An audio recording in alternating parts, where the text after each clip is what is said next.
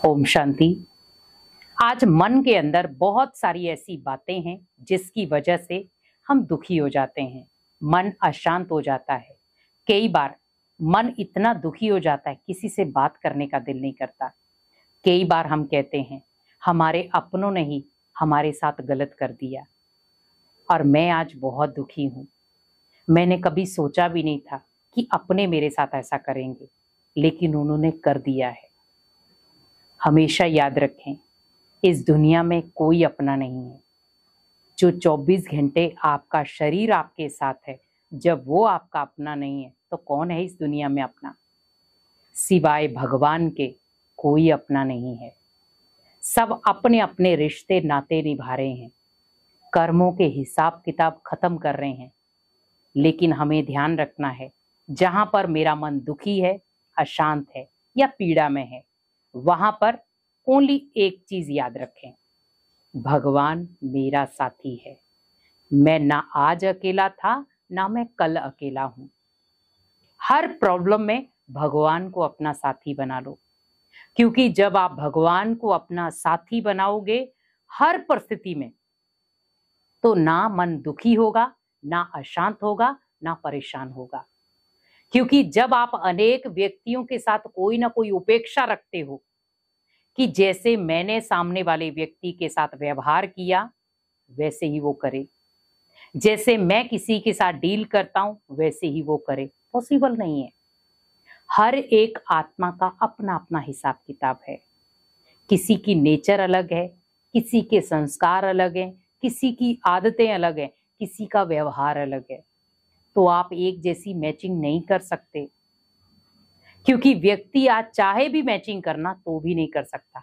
घर में 5 लोग हैं, पांचों के संस्कार या आदतें एक जैसी नहीं होंगी। तो जब 5 लोगों की आदतें एक जैसी नहीं, 2 लोगों की भी आदतें एक जैसी नहीं, तो आप सोचिए कि वो जो लेन देन कर रहे हैं वो एक जैसा कैसा होगा? कुछ ना कुछ तो परिवर्तन होगा। तो जब भी मन आपका दुखी हो, अशांत है, किसी व्यक्ति के कारण, किसी परिस्थिति के कारण, किसी माहौल के कारण या बिजनेस के उतार चढ़ाव के कारण, किसी भी वजह से, अपने मन को अशांत ना होने दे। क्योंकि कई बार व्यक्ति जब अकेला पड़ जाता है, और वो भी परिस्थिति के समय, तब वो ज्यादा दुखी होता है कि मैंने इतने लोगों का साथ दिया, इतने लोगों का सहारा बना, पर आज मैं परिस्थिति में हूं, मेरा कोई साथी नहीं।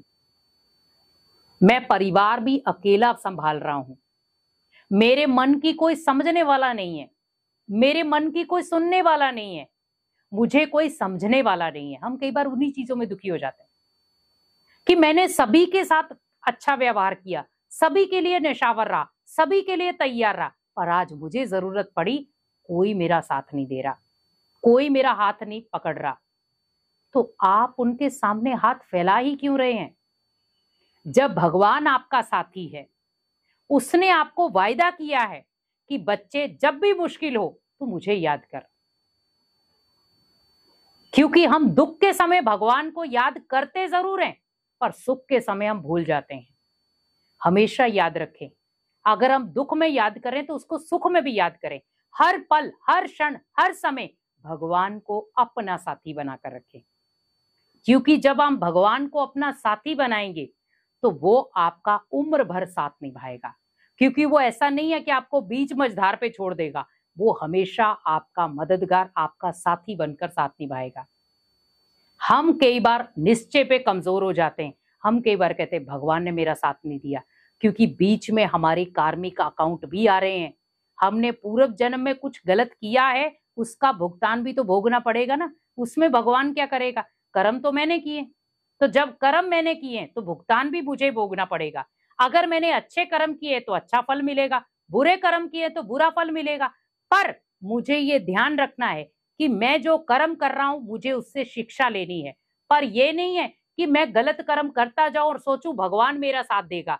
कभी भी वो साथ नहीं देगा। भगवान उसी आत्मा का साथ देता है जो अनेक आत्माओं का मददगार होता है, अनेक आत्माओं को सुख देता है, अनेक आत्माओं को दुआएं देता है, अनेक आत्माओं को बल देता है और अनेक आत्माओं को शक्ति देता है, क्योंकि वो भगवान का बच्चा है। हम अगर भगवान के बच्चे हैं तो कभी भी खुद को अकेला महसूस ना करें। कैसी भी परिस्थिति हो, कैसी भी सिचुएशन हो, आप हमेशा सोचें भगवान ने मेरा हाथ पकड़ा हुआ है, वो कभी मुझे किसी भी परिस्थिति में अकेला नहीं छोड़ेगा। अगर मैं दुखी हूं, मुझे रास्ता बताएगा कि सुख को कैसे लेना है। क्योंकि जीवन में सुख भी आता है और दुख भी आता है, लेकिन हमें दुख में निराश नहीं होना है, उससे सबक लेना है, उससे कुछ सीखना है और अपने जीवन में खुशियां और सुख लाना है।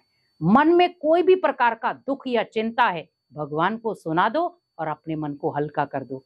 क्योंकि मन को अगर बार बार आप दुखी करोगे तो उसको आदत पड़ जाएगी। लेकिन अगर आप मन को एक नई डायरेक्शन दे दोगे कि जो भी दुख आए भगवान को सुना दो, जो भी दुख आए भगवान को सुना दो, और इससे आप हल्के भी होंगे और अपने जीवन में आप खुशियां भी ला पाएंगे। तो कोशिश यही करो, मन को दुखी नहीं करो। मन दुखी अशांत हो गया तो कोई भी कार्य आपका सक्सेसफुल नहीं होगा।